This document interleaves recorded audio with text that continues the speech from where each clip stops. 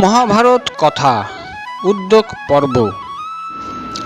এর আগের পর্বে আমরা জেনেছি কৌরবদের সভায় দূত হয়ে যাওয়ার জন্য শ্রীকৃষ্ণ ও যুধিষ্ঠিরের মধ্যে কথোপকথন।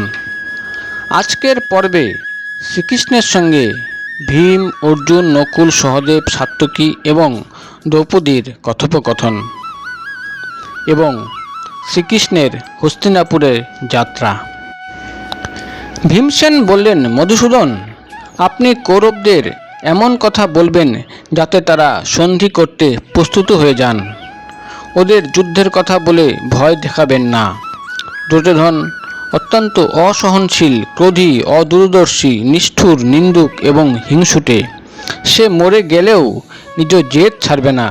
গ্রীষ্মকালে দাবানল হলে যেমন সমস্ত বন ভস্মীভূত হয়, তেমনি দুর্যোধনের ক্রোধে একদিন সমস্ত ভরত বংশ ভস্ম হয়ে যাবে। কেশব, কলি, মুদাবর্ত, জন্মেজয়, বহুল, বসু, অজাবিন্ধু, রুষার্ধিক, অর্কজ, ধৌতমূলক, হয়গ্রীব, বর্জু, বাহু, পুরুবরা, সহজ, বিষধ্বজ, ধারণ, বিগাহন এবং সম, এই 18 জন রাজা এইভাবেই নিজেদের আত্মীয় স্বজন বন্ধুদের সংহার করেছিলেন। এখন কুরু বংশীয়দের সংহারের সময় এসেছে। তাই কালগতি চক্রে এই কুলাঙ্গার পাপাত্মা দুর্যোধনের জন্ম হয়েছে। সুতরাং আপনি মিষ্ট ও কোমল বাক্যে ওদের ধর্ম ও অর্থযুক্ত হিতের কথা বলবেন। দেখবেন সেই কথা যেন তাদের মনোমতো হয়। আমরা তো দুর্যোধনের অধীনে থাকতেও রাজি আছি, যদি ভরতবংশের বিনাশ না হয়। আপনি কৌরব সভায় গিয়ে আমাদের পরম শ্রদ্ধেয় পিতামহ এবং অন্যান্য সভাসদদের বলবেন যে তারা যেন এমন কিছু করেন যাতে আমাদের ভ্রাতাদের মধ্যে ভালোবাসা থাকে এবং দুর্যোধন শান্ত হয়। বৈশাম্পায়ন বলেন, রাজন, ভীমসেনের কাছে কেউ কখনো নম্র ভাষা শোনেনি। সুতরাং তার কথা শুনে শ্রীকৃষ্ণ হেসে ফেললেন। তারপর ভীমসেনকে উত্তেজিত করার জন্য বললেন, ভীমসেন, তুমি তো অতীতে সর্বদাই এই ক্রূর ধৃতরাষ্ট্রপুত্রদের বধ করার জন্য যুদ্ধ করতেই প্রস্তুত ছিলে। তাছাড়া তুমি তোমার ভাইদের সামনে গদা তুলে প্রতিজ্ঞাও করেছ যে তুমি যুদ্ধভূমিতে গদা দিয়ে দেশ দূষিত দুর্যোধনকে বধ করবে। কিন্তু এখন দেখছি যে যুদ্ধের সময় উপস্থিত হলে যেমন যুদ্ধ উন্মুখ বীরদের উৎসাহে ভাটা পড়ে, তেমনি তুমি যুদ্ধে ভয় পাচ্ছ। এ তো অত্যন্ত দুঃখের কথা। এই সময় তুমি নপুংসকদের মতো কথা বলছো। হে ভারতনন্দন, তুমি কুল, জন্ম এবং কর্মের উপর দৃষ্টি রেখে সোজা হয়ে দাঁড়াও। কোনো কিছুর জন্য বৃথা দুঃখ করো না। নিজ ক্ষত্রিয়োচিত কর্মে সজাগ থেকো। তোমার মনে যে এই সময় বন্ধুবধের জন্য গ্লানি উৎপন্ন হয়েছে, তা তোমার যোগ্য নয়। কারণ ক্ষত্রিয়রা যা পুরুষার্থ দ্বারা লাভ করে না, তা তারা কাজে লাগায় না। ভীমসেন বললেন, বাসুদেব, আমি অন্য কিছু বলতে চেয়েছিলাম, আপনি অন্য কথা বুঝেছেন। আমার বল এবং পুরুষার্থ অন্য কোনো পুরুষের পরাক্রমের থেকে কম নয়। নিজ মুখে নিজের গর্ব করা সৎপুরুষদের পক্ষে উচিত নয়। কিন্তু আপনি আমার পুরুষার্থের নিন্দা করেছেন, তাই আমাকে নিজের বলের কথা বর্ণনা করতে হবে। লৌহদণ্ডের ন্যায় শক্ত মোটা আমার এই হাত দুটিকে দেখুন। এর কবলে পড়ে বেঁচে ফিরে যাবে এমন কাউকে দেখি না। আমি যাকে আক্রমণ করব, ইন্দ্রেরও সাধ্য নেই তাকে রক্ষা করার। আমি যখন পরাক্রমশালী রাজাদের পরাস্ত করে আমাদের অধীনে করেছিলাম, আপনি কি সেসব ভুলে গেছেন? যদি সমস্ত পৃথিবী আমার উপর ক্রুদ্ধ হয়ে ঝাঁপিয়ে পড়ে, তবুও আমি ভয় পাই না। আমি সৌহার্দ্যের জন্যই শান্তির কথা বলেছি। আমি দয়া পরবশ হয়ে সব কষ্ট সহ্য করতে চাই এবং তাই ভরতবংশের বিনাশ হোক, তা আমি চাই না। শ্রীকৃষ্ণ বললেন, ভীমসেন, আমি তোমার মনের ভাব জানার জন্যই ভালোবেসে এসব কথা বললাম। নিজের বুদ্ধি বা ক্রোধ দেখাতে কথা বলিনি। আমি তোমার প্রভাব এবং পরাক্রম ভালো মতোই জানি। তোমাকে আমি অসম্মান করতেই পারি না। কাল আমি ধৃতরাষ্ট্রের কাছে গিয়ে তোমাদের স্বার্থ রক্ষার জন্য সন্ধির চেষ্টা করব। তিনি যদি সন্ধির প্রস্তাব মেনে নেন, তাহলে আমার যশ হবে, আপনাদের কাজ হবে এবং ওদেরও খুব উপকার হবে। আর যদি অহংকার বশত ওরা আমার কথা মেনে না নেন তাহলে ভয়ঙ্কর যুদ্ধে প্রবৃত্ত হতে হবে। ভীমসেন, এই যুদ্ধের সমস্ত দায়িত্ব তোমাকে অথবা অর্জুনকেই বহন করতে হবে। অন্য সকলে তোমাদের নির্দেশ পালন করবে। যুদ্ধ হলে আমি অর্জুনের রথের সারথি হব। অর্জুনেরও তাই ইচ্ছা। এতে তুমি যেন ভেবো না যে আমি যুদ্ধ করতে চাই না। তাই তুমি যখন কাপুরুষের মতো কথা বলছিলে তখন তোমার চিন্তার উপর আমার সন্দেহ হয়েছিল। সেই জন্য আমি ওই সব কথা বলে তোমার তেজ বৃদ্ধি করে দিয়েছি। অর্জুন তখন বললেন, শ্রীকৃষ্ণ, যা বলার ছিল মহারাজ যুধিষ্ঠির সেসব বলে দিয়েছেন, কিন্তু আপনার কথা শুনে মনে হচ্ছে যে লোভ এবং মোহের জন্য ধৃতরাষ্ট্রের সঙ্গে সন্ধি করা সহজ হবে না বলে আপনার মনে হচ্ছে। কিন্তু কোনো কাজ ঠিকমতো করলে তা অনেক সময় সফলও হয়। অতএব আপনি এমন কিছু করুন যাতে সন্ধি হয়। আপনি যা ভাবছেন আমরাও তাই সমর্থন করি। কিন্তু যিনি ধর্মরাজের ঐশ্বর্য দেখে সহ্য করতে পারেনি, এমন কপটদূতে কুটিল উপায়ে তার রাজ্য সম্পদ হরণ করেছেন, সেই দুরাত্মা দুর্যোধন কি তার পুত্র পৌত্র বন্ধু বান্ধব সহ মৃত্যুমুখে প্রেরণের যোগ্য নয়? ওই পাপী সভার মধ্যে যেভাবে দ্রৌপদীকে অসম্মানিত করে কষ্ট দিয়েছিল তা তো আপনি জানেন। আমরা তাও সহ্য করে নিয়েছিলাম, কিন্তু আমার মনে হয় না যে সেই দুর্যোধন এখন পাণ্ডবদের সঙ্গে ভালো ব্যবহার করবেন। ঊষর জমিতে বীজ বপন করে কেউ যদি অঙ্কুরিত হওয়ার আশা করেন, সুতরাং আপনি যা ভালো মনে করেন এবং পাণ্ডবদের যাতে মঙ্গল হয় সেই কাজ করুন, এবং আমরা কি করব তাও বলুন। শ্রীকৃষ্ণ বললেন, মহাবাহ অর্জুন, তুমি ঠিক কথাই বলেছ। আমি যাতে কৌরব ও পাণ্ডবদের মঙ্গল হয় সেই কাজই করব, কিন্তু পারুব্ধ বদল করা আমার কাজ নয়। দুরাত্মা দুর্যোধন ধর্ম ও লোক উভয়ই জলাঞ্জলি দিয়ে স্বেচ্ছাচারী হয়ে উঠেছে। এরূপ কর্ম করেও সে অনুতপ্ত নয়। অপরপক্ষে তার পরামর্শদাতারা শকুনি, কর্ণ এবং দুঃশাসন তার সেই পাপ বুদ্ধিকে আরও বৃদ্ধি করে তুলেছে। সুতরাং অর্ধেক রাজ্য দিয়ে তারা শান্ত হবে না। সপরিবারে ধ্বংসপ্রাপ্ত হলেই তারা শান্ত হবে। অর্জুন, তোমার তো দুর্যোধনের মন ও আমার চিন্তাধারা জানা আছে, তাহলে আমার থেকে কেন ভয় পাচ্ছ? পৃথিবীর ভার লাঘব করার জন্য দেবতারা অবতীর্ণ হয়েছেন, তাদের দিব্য বিধানও তুমি জানো। তাহলে বলো, ওদের সঙ্গে সন্ধি হবে কীভাবে?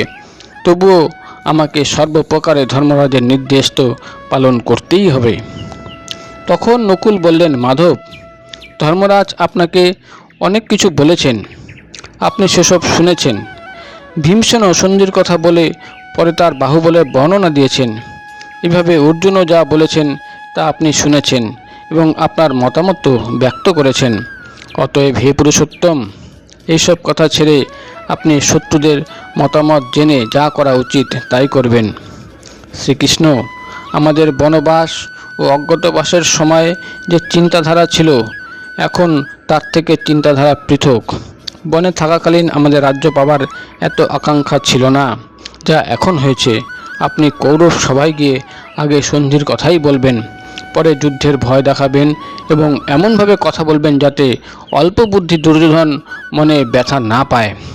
আপনি চিন্তা করে দেখুন, এমন কোনো ব্যক্তি আছেন যিনি রণভূমিতে মহারাজ যুধিষ্ঠির, ভীমসেন, অর্জুন, সহদেব, আপনি, বলরাম, সাত্যকী, বিরাট, উত্তর, দ্রুপদ, ধৃষ্টদ্যম্ন, কাশীরাজ, চেদিরাজ, ধৃষ্টকেতু ও আমার সামনে দাঁড়াতে পারেন? আপনার কথায় বিদুর, ভীষ্ম, দ্রোণ এবং বাহ্লিক একথা বুঝতে পারবেন যে কিসে কৌরবদের মঙ্গল। তাহলে তারা রাজা ধৃতরাষ্ট্র এবং পরামর্শদাতা দুর্যোধনকে সব বুঝিয়ে বলবেন। তারপর সহদেব বললেন, মহারাজ সনাতন ধর্মের কথাই বলেছেন, কিন্তু আপনি দেখবেন যাতে যুদ্ধ হয়। কৌরবরা সন্ধি করতে চাইলেও আপনি যুদ্ধ করার জন্যই পথ প্রশস্ত করবেন। শ্রীকৃষ্ণ, সভাস্থলে দ্রৌপদীর যে দুর্গতি করা হয়েছিল তাই দেখে আমার দুর্যোধনের উপর যে ক্রোধ জন্মেছে তা ওর প্রাণ না নিলে শান্ত হবে না। সাত্যকী বললেন, মহাবাহ, মহামতি সহদেব ঠিক বলেছেন। এর এবং আমার ক্রোধ শান্ত হবে দুর্যোধনের বিনাশ হলে তবেই। বীরবর সহদেব যা বলেছেন প্রকৃতপক্ষে সব যোদ্ধাদেরই সেই মত। সাত্যকীর কথা শুনে সেখানে উপস্থিত সমস্ত যোদ্ধা ভয়ঙ্কর সিংহনাদ করে উঠলেন। সেই যুদ্ধে উৎসুক বীররা সাধু সাধু বলে সাত্যকীকে হর্ষিত করে সর্বভাবে তার মতকে সমর্থন করলেন। শ্রী বৈশম্পায়ন বললেন, রাজন, মহারাজ যুধিষ্ঠিরের ধর্ম ও অর্থযুক্ত কথা শুনে এবং ভীমসেনকে শান্ত দেখে দ্রুপদ নন্দিনী কৃষ্ণা সহদেব ও সাত্যকীর প্রশংসা করে কাঁদতে কাঁদতে বললেন, ধর্মজ্ঞ মধুসূদন, দুর্যোধন যেভাবে ক্রূরতার আশ্রয় নিয়ে পাণ্ডবদের রাজসুখ থেকে বঞ্চিত করেছে তা তো আপনি জানেন, এবং সঞ্জয়কে রাজা ধৃতরাষ্ট্র একান্তে তার যে মতামত জানিয়েছেন তাও আপনার অজানা নয়। অতএব দুর্যোধন যদি রাজ্যভাগ দিয়েও আমাদের সঙ্গে সন্ধি করতে চান তাহলে আপনি কখনো তা মেনে নেবেন না। এই সঞ্জয় বীরদের সঙ্গে পাণ্ডবগণ দুর্যোধনের রণ উন্মুক্ত সেনাদের ভালোভাবেই নাশ করতে পারবেন। সাম বা দানের দ্বারা কৌরবদের সঙ্গে নিজ প্রয়োজন সিদ্ধ হওয়ার কোনো আশা নেই। তাই আপনিও ওদের প্রতি কোনো দুর্বলতা দেখাবেন না, কারণ যার নিজ জীবিকা রক্ষার তাগিদ থাকে তার সাম বা দানের দ্বারা বসে না আসা শত্রুদের প্রতি দ্বন্দ্বই প্রয়োগ করা উচিত। অতএব অচ্যুত, আপনারও পাণ্ডব এবং সঞ্জয় বীরদের নিয়ে ওদের সত্তর কঠোর দণ্ড দেওয়া উচিত। জনার্দন, শাস্ত্রের মত হলো অবদ্ধকে বধ করলে যে পাপ হয়, বদ্ধকে বধ না করলেও সেই পাপ হয়। সুতরাং আপনিও পাণ্ডব, যাদব এবং সঞ্জয় বীরদের নিয়ে এমন কাজ করুন যাতে এই দোষ আপনাকে স্পর্শ না করে। বলুন তো, পৃথিবীতে আমার ন্যায় কোন নারী আছেন?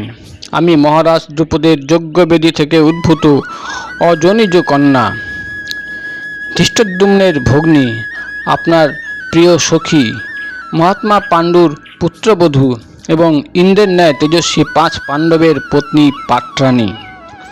এইরূপ সম্মানিত হওয়া সত্ত্বেও আমাকে চুল ধরে টেনে সভায় নিয়ে আসা হয়, সেও পাণ্ডবদের উপস্থিতিতে, এবং আপনি জীবিত থাকাকালীনই আমাকে এইভাবে অপমানিত করা হয়েছে।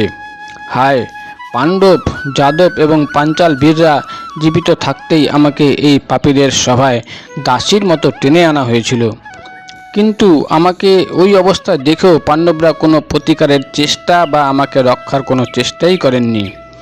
তাই আমি বলছি যে দুর্যোধন যদি এক মুহূর্ত জীবিত থাকে তাহলে অর্জুনের ধনুর্ধারিতা এবং ভীমসেনের বাহুবলকে ধিক্কার জানায়।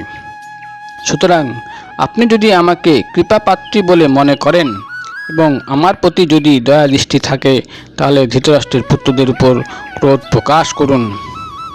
তারপর দ্রৌপদী তার ঘন লম্বা কালো চুল বাহাতে ধরে শ্রীকৃষ্ণের কাছে এলেন এবং অশ্রুপূর্ণ নয়নে তাকে বললেন, কমল নয়ন শ্রীকৃষ্ণ, আপনার ইচ্ছা হলো শত্রুপক্ষের সঙ্গে সন্ধি করা, কিন্তু আপনার সর্বপ্রচেষ্টার মধ্যে স্মরণ রাখবেন দুঃশাসন দ্বারা আকর্ষিত আমার এই চুলগুলিকে। ভীম ও অর্জুন যদি কাপুরুষের মতো সন্ধির জন্য উৎসুক হয়ে থাকেন তাহলে আমার বৃদ্ধ পিতা তার পুত্রের সাহায্যে কৌরবদের বধ করবেন এবং অভিমন্যুর সঙ্গে আমার 5 পুত্র তাতে যোগ দিবে। দুঃশাসনের হাতগুলি কেটে ধূলিধূসরিত হতে না দেখলে আমি শান্ত হব না।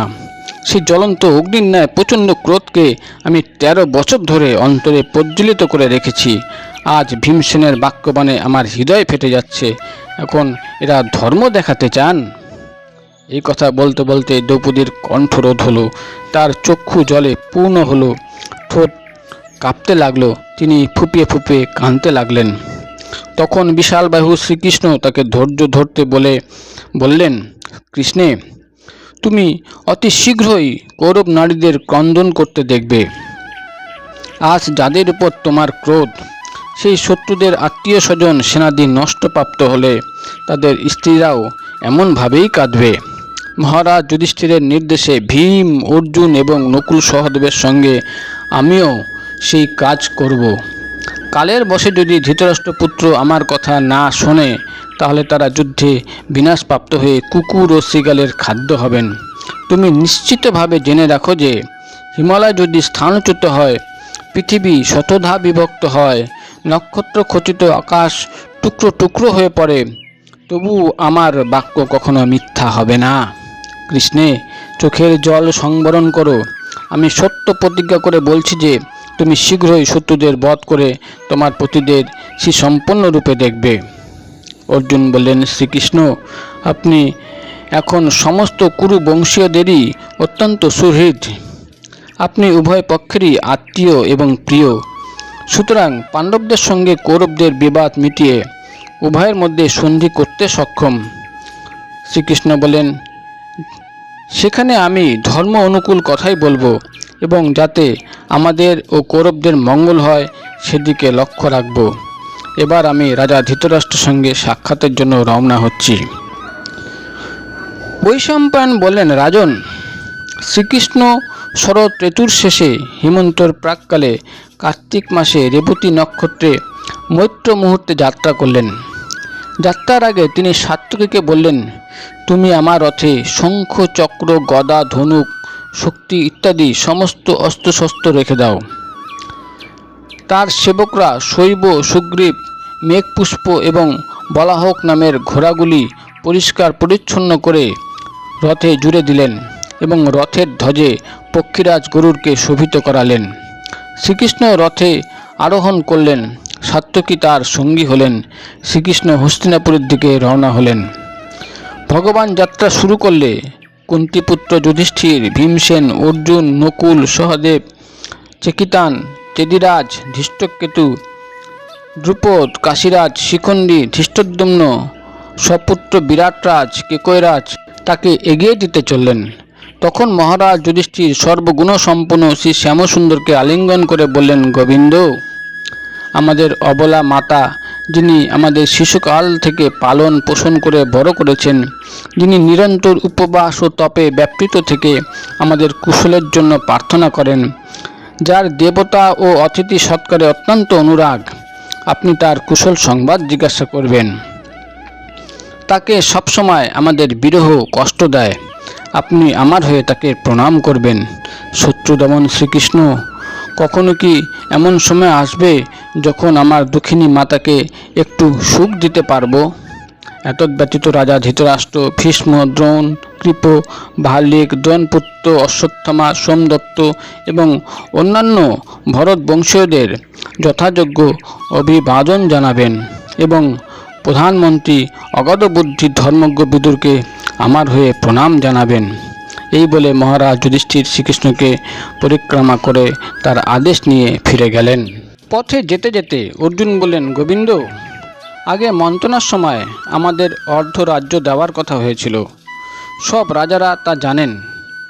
দুর্যোধন যদি তাতে রাজি থাকে তাহলে তো খুব ভালো কথা, সে অনেক বড় বিপদ থেকে রক্ষা পাবে। তাতে যদি সে রাজি না থাকে তাহলে আমি তার সমস্ত ক্ষত্রিয় বীরকে বিনাশ করব। অর্জুনের কথা শুনে ভীম অত্যন্ত প্রসন্ন হয়ে সিংহের মতো গর্জন করে উঠলেন।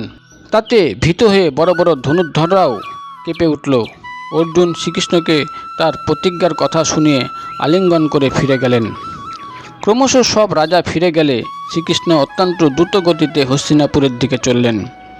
পথের দুধারে শ্রীকৃষ্ণ দেখলেন অনেক মহর্ষি দাঁড়িয়ে আছেন।